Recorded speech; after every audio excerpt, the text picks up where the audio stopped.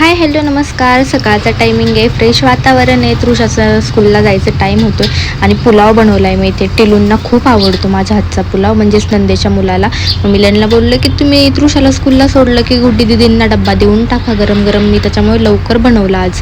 आणि मग तृषालाही रेडी केलं. मिलन तृषाला स्कूलला सोडून येतील तोपर्यंत मी भज्याची तयारी केली. भजे खाऊ वाटले होते आज, त्याच्यामुळे पालक, बटाटा आणि कांदा भज्या असे तिन्ही इथे मी बॅटर बनवून ठेवलेत. खाऊन पिऊन झालं आणि भांडे एवढे बेसिंगभर भांडे होते ते नंतर निवांत घासत बसले. सगळं क्लीन केलं.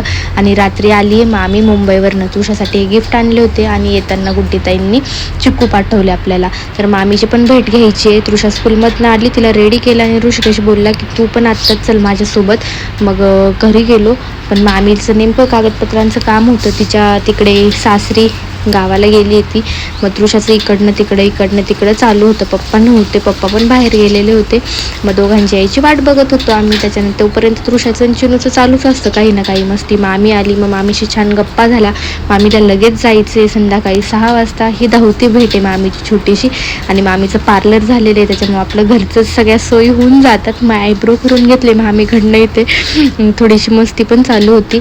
आणि मग तसंच ऋषिकेशला म्हटलं की आम्हाला घरी सोड, आणि मामीला मग तो PMT मध्ये बसून देणार होता. असं काही आजचा दिवस होता. चलो बाय.